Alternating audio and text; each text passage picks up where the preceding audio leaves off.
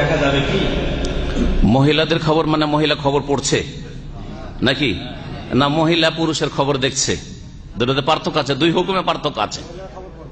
মহিলা একটা হচ্ছে যে মহিলা দর্শক দেখছে, আর পুরুষ হচ্ছে বক্তা। ওই ক্ষেত্রে যদি লক্ষ্য উদ্দেশ্য ভালো থাকে, টার্গেট ওই ব্যক্তিকে দেখা না থাকে, ওই ব্যক্তির রূপ চেহারা দেখা উদ্দেশ্য না হয়। যেমন আমি এখন বক্তব্য করছি, যদি ধরেন টিভিতে অথবা সামনে বসে বোরকা পরে, আমি ওদেরকে দেখতে পাচ্ছি না, বোরকা পরে ঢেকে আছে, ওরা আমাকে দেখছে, হ্যাঁ জায়েজ না জায়েজ নয়? লক্ষ্য উদ্দেশ্য এখানে আমার রূপ চেহারা দেখা নয়, কি দেখা? আমার দিনের কথা শোনা।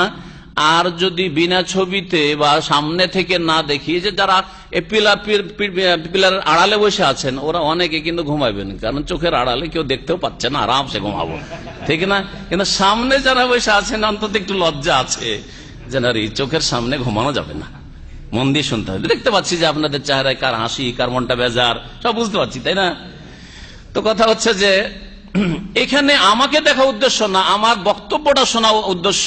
আর যদি সরাসরি দেখি, সরাসরি দেখে শুনি, তাহলে আমাদের উপর ওর প্রভাবটা ভালো পড়বে বেশি, মনোযোগী হব বেশি, তাহলে জায়েজ। কারণ রাস্তাঘাটে মহিলারা চেহারা ঢেকে চলে আর পুরুষরা চেহারা খুলে চলে, চলছে না চলছে না? তাহলে মহিলাদের নজরটা পুরুষদের উপর পড়ছে না পড়ছে না? সাধারণভাবে নজর পড়ছে, জায়েজ না না জায়েজ? জায়েজ। যদি নাজায়েজ হতো যে কোনো পুরুষকেও দেখতে পারবে না কোনো মহিলা, তাহলে আল্লাহ যেমন বলছেন যে তোমরা মহিলারা তোমরা চেহারা ঢাকো, পুরুষরা তোমরাও ঢাকো, না হলে মহিলারা দেখে নিবে, এরকম আছে শরীয়তে বিধান নেই। যখন তাহলে বোঝা গেল যে মহিলারা পুরুষের চেহারার দিকে খারাপ উদ্দেশ্য ছাড়া দেখতে পারবে। খারাপ উদ্দেশ্য যদি দেখে যায়, রে ছেলেটা তো খুব সুন্দর আর আমি বিয়েও করিনি, অথবা বিয়ে করি কিন্তু আমার স্বামীটা তো ভালো না দেখতে, কিন্তু এই তো স্মার্ট লাগে দেখে, তো হারাম হবে কি হবে না? হারাম হবে। হ্যাঁ হারাম হবে না হবে না? হ্যাঁ, তখন হারাম হবে, কারণ নিয়তটা খারাপ হয়ে গেল। ইন্নামাল আমালু বিন্নিয়াত, অসৎ নিয়তে দেখছে, এই জন্য হারাম হয়ে যাবে। আচ্ছা, এখন আসুন যে পুরুষরা মহিলা খবর পড়ছে। আজকাল দুঃখের বিষয় যে মুসলিম দেশের টিভিতেও মহিলারা খবর পড়ছে। যদি মহিলা খবর পড়ে, পুরুষদের জন্য দেখা হারাম, মুতলাক হারাম। কারণ কোন পুরুষের জন্য মহিলার দিকে অথবা মহিলা ছবির দিকে তাকানো জায়েজ নয়, জায়েজ নয়।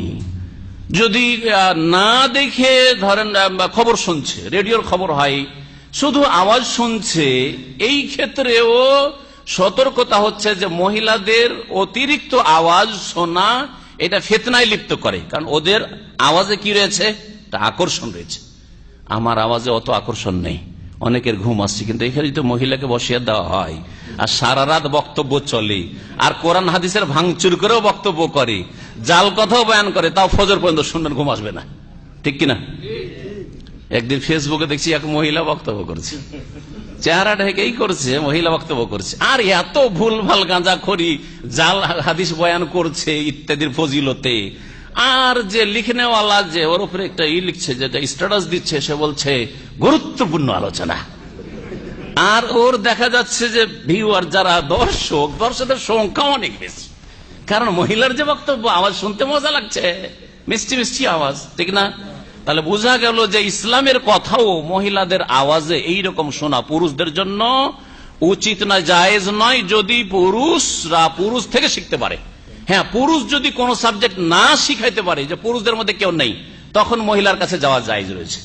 আয়েশা রাদিয়াল্লাহু আনহার কাছ থেকে পর্দার আড়াল থেকে সাহাবী পুরুষরা হাদিস শিখতেন, ওই হাদিসগুলি যেগুলি পারিবারিক বিষয়ের সাথে সম্পর্কিত। নবী সাল্লাল্লাহু আলাইহি ওয়াসাল্লাম বিবি ছাড়া কেউ জানে না। হ্যাঁ, কাপড়ে বীর্য লেগে গেলে নবী সাল্লাল্লাহু আলাইহি ওয়াসাল্লাম কি করতেন, বোঝা গেছে?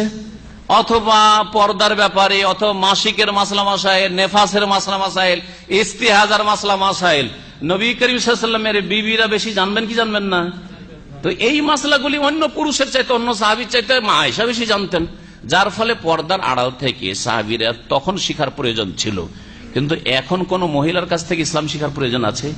ইসলাম শিখাই যদি জায়েজ না হয়, তো দেশের খবর শুনবেন, আজকে কয়টা মরলো আর কয়টা জন্মিলো, আর কোনখানে কয়টা অ্যাক্সিডেন্ট হইলো, আর কোনখানে মিছিল করলো, কোনখানে বিক্ষোভ হইলো, আর ইত্যাদি ইত্যাদি, কোনখানে ইলেকশন হইলো, কত ভোটে জিতলো, কত ভোটে হারলো।